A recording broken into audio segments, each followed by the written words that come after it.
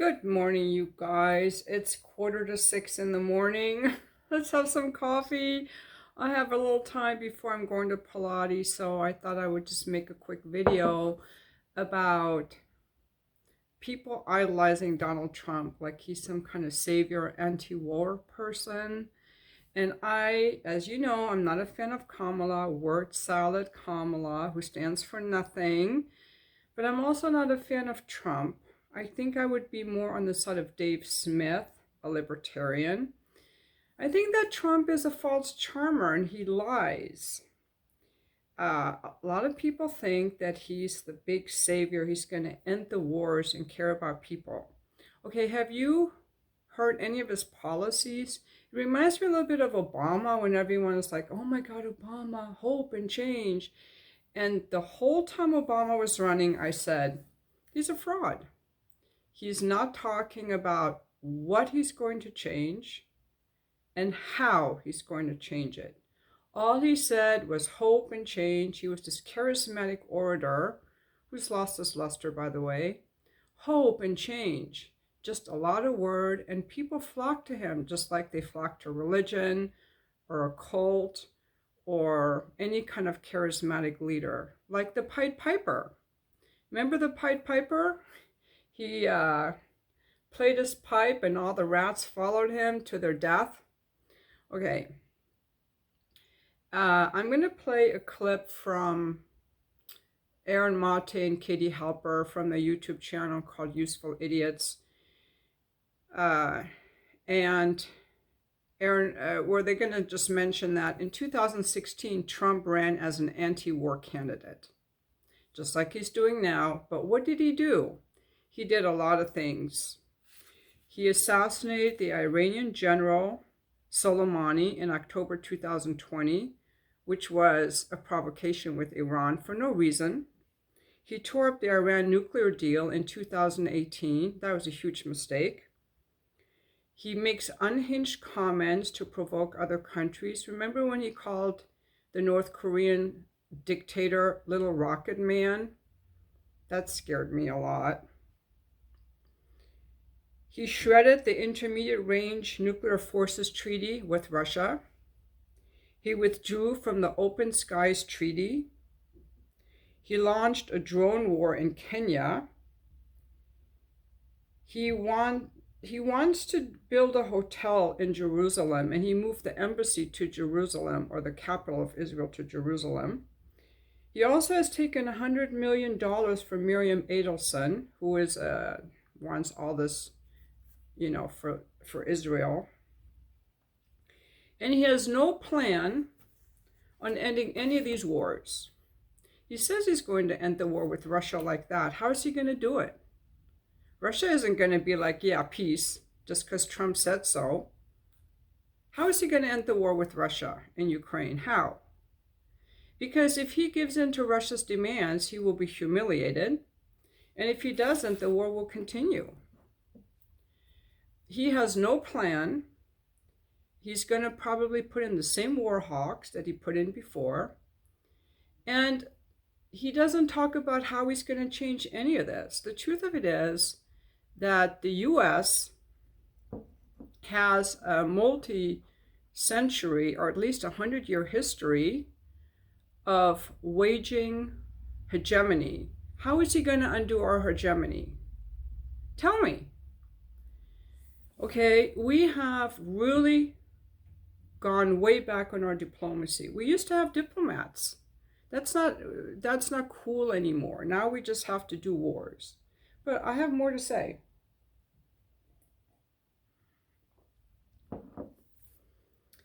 The White House and the media gaslights us on world affairs. They do not tell us about world affairs. We're very dumb as Americans about the events in the world because the rest of the world is so far away from us. And we have peace on our borders. So we're very ignorant on world affairs. We don't speak very many languages, but if you listen to people in other countries, how they talk about us and these wars, they have a very different view. The U.S. lies and breaks agreements, so we're not a trusted partner. We don't use diplomacy, And the way that we rule the world is through sanctions. For example, Iran has been sanctioned for over 40 years. Cuba is sanctioned. We've sanctioned 40% of the world. And if you're a sanctioned country, you cannot do business with any other country because then they will be sanctioned by the US also. And the US is the powerful country.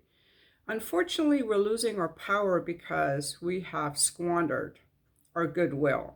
But anyway, this is how we maintain our hegemony, which Donald Trump cannot undo. Sanctions, we've sanctioned 40% of the world. If we don't like what people do, we freeze their assets. This has weakened our banking system and our dollar. If we don't like every country that is not a vassal state or an ally that does what we want, we do coups. We overthrow them. We have bases all over the world. And if the coups don't work, we start wars. So between the sanctions, the freezing assets, the coups, the military bases, the wars, and the IMF loans where we plunder other nations, we give them loans to plunder their resources. We have squandered our goodwill, not only that, but how's Trump going to undo all that? How's he going to undo all that? We have serious competition now. The US has not covered a huge shift in global power, political power, military power, and financial power to the BRICS countries. There's a big meeting in Kazan, Russia. I don't know if it's over, but it was this week. That I don't know if you guys have seen it in the mainstream media. And they're rising up because they're tired of being sanctioned, of having their assets frozen, of having to do what the US wants, of having coups done to their countries, and having to do the will of the US. How is Donald Trump, one person, going to change all that? We have a huge, national policies, the Pentagon, the State Department, everything that is pushing us to keep going in this direction. I mean, the Cheneys have become Democrats. Even the Democratic Party wants to keep these wars going. I'm very concerned about the future of our country. I think that Trump's talking points are really good, but he's all word and no action. He's all talk and no action. Those of you who are Trump fans, I want to know what specifically he has laid out to end these wars. What policy?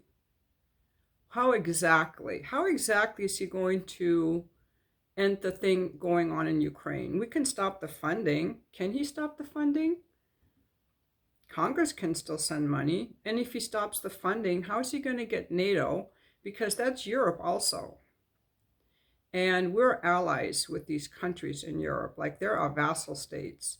I don't know. I don't really know enough of the details, but he's not an anti-war candidate. He's just a neocon like everybody else. And so he's not going to save you. Now, if I'm wrong, I will be back to admit that I'm wrong. So save this video, but he's not going to stop any wars. He can't. He's part of the machine. And that's all I want to say. And I'm going to append this clip from Useful Idiots from this morning. And you guys have a great rest of your day. But I think that, what Kamala is doing here, and the irony is that if Kamala herself weren't such a hawk, she could make a very effective argument against Donald Trump. Because the truth is, Donald Trump is not an isolationist. He pretends to be an isolationist. And Aaron, you pointed this out many times, that when he ran in 2016, he ran as an anti-war candidate. But then, of course, he hires someone like John Bolton. But I think that, Trump does try to lean into isolationism, although he's not actually an isolationist. And I think that the scary thing about what Kamala Harris is saying is that, name one war besides World War II where we were on the right side. I can't think of any. So it's convenient for her to point to that war as an example of why we should be more interventionist. And I do think it was right, obviously, to fight in World War II against the Nazis. But every single other time we've done something militarily, we've been wrong. Yeah, sure. I'm just saying it's like the concept of isolationism. It's a Cold War trope that's just not really going to land with most people. And also, yes, Trump, this whole thing about Trump threatening to pull out of NATO. Yeah, Trump talked about it, but what did he actually do? He got NATO to spend more money on its military, and he bragged about that. And Democrats, for whatever reason, don't want to focus on the issues where I think they just have much more of an appeal to average people, namely with they are closer to unions, although they're not great, obviously, when it comes to workers' rights, but they have done more things for average people, like in terms of fighting for better wages and lowering the price of prescription drugs. Like those are the things and also their stance on abortion. Those I think are on top of it where I think they're actually better. They're also just winning issues, but instead they're determined to win over this mythical neocon voter who's like concerned about isolationism. Right. That outside of MSNBC green rooms, I don't think really even exists. And why elevate Liz Cheney and the Cheneys and her father for that? I don't know, but that's what they seem intent on doing. And let's hear from Liz Cheney herself about why Kamala Harris is her preferred pick for president. I tell people often, I spend a lot of time working on national security issues, and when people that I know in the Republican Party tell me they might be considering voting for Trump from a national security perspective, I ask them, go look at his national security policies. Please go look at them, because what he's proposing in terms of... They were your policies, Liz Cheney. They were everything you wanted. He bombed Syria multiple times. He tried to overthrow the government of Venezuela, imposed murderous sanctions that crippled the economy. He imposed so-called maximum pressure on Iran, walking away from diplomacy. He Strong supported Cuba sanctions. He undid what Obama tried to do in opening up to Cuba a little bit by imposing starvation sanctions on Cuba. He recognized Israel's theft of the Golan Heights. He recognized Israel's conquest of Jerusalem by moving the capital there. And he did all these things that neocons love. But Liz Cheney, because I think there's a personal animus that Trump embarrassed the Bush dynasty, which her father was obviously integral to, and also because he's too much of a loudmouth, doesn't like how ugly he makes the empire look. So that's her issue here. And Democrats playing along with